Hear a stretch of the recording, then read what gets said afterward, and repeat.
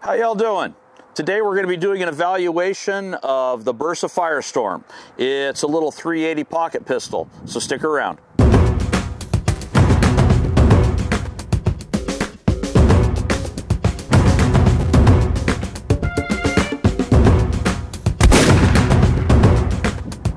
Hey, thanks for joining us again on Shooter the Series.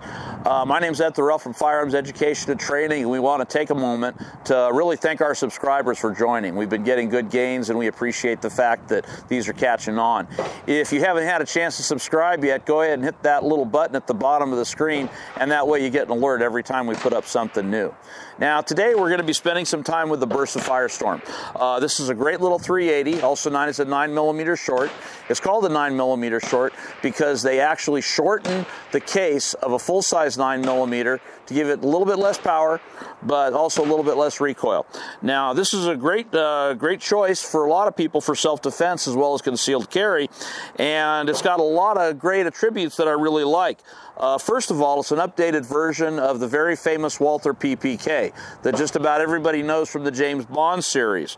However, what they've done is they've taken the old PPK design from 1935 and brought it up to the 21st century. And what they've done is they've included a few different features that the original doesn't have. The first of all being it has a slide stop, meaning that when you activate the slide stop, it'll actually hold itself to the rear. On the PPK, it only holds itself open on the last shot, which means it was a little bit tricky in training. So I really like that feature. It also comes with oversized controls, meaning it's easy to find. You don't have to go looking for them. Some of the other features that I really like that also come from the PPK is what's known as the hammer drop safety or the decocker. Right now, you'll notice that the hammer is back, and so is the trigger, which means right now it's got a hair trigger. It won't go off. Another reason it won't go off is because it also has what's known as a magazine disconnect. The gun will not fire unless there's a magazine in it. But I can still show you how the decocker works. Meaning right now, it would have, with a magazine in it, about a 3-pound trigger. What the decocker allows you to do is to de-escalate the pistol by taking this lever and pushing it all the way down.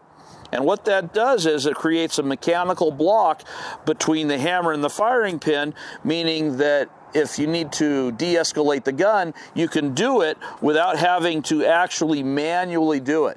And unfortunately, in a high-stress situation, one of the first things that goes is your fine motor skills. So having something mechanical that will safely lower the hammer to make the gun safe again is a really nice feature that normally you'd get only in more expensive guns. The Bersa actually comes in just over $300. So, you know, with tax and paperwork, it's a really good bargain, and a lot of our clients have chosen this. It also comes with some very high visibility sights. You're going to notice, for any of you people out there that use Glocks, that this is the exact same design of sights that comes on modern Glock pistols. So that's a really good choice. Also, it comes with, as you know, I'm a big fan of rubberized grips. This comes stock off the shelf with rubberized grips that cover the grip on all 3 sides, including these finger grooves. One of the nice things about those finger grooves is it gives you extra added grip, but also because it provides more surface area, it is going to spread the recoil around over a larger area to help reduce that recoil. Other features I really like is it comes with a serrated trigger. You're going to notice the ridges on that trigger. That's going to give you a very positive grip on the trigger. So it's a great little pistol. It comes with a lot of great features. So what I'm going to do is I'm going to actually put a few rounds through it just so you can see how it operates, and I'll basically take you through the process of loading and firing. Now, once again, you're going to notice fingers off the trigger, observing safety. You're going to take the magazine, and like we've done with others, put your finger on the top round. This acts as a nice index so that you can do this by feel, and you never have to worry about accidentally misloading the gun. So finger goes on the top round, slide it in, always give it a little tap. You can see there, you want to make sure that you've got good purchase and hear that click, because most of your failures with a semi-automatic are going to happen because you don't have a fully seated magazine. From there, you're going to grab the slide on both sides, pull it all the way to the rear, and let it slingshot forward. From here, it's actually ready to fire, which is exactly what we're going to do. So get a good firm hand, two-handed grip. Point your support thumb forward. Put your finger on the trigger when it's ready. Just add pressure. Let it go off. Let it surprise you.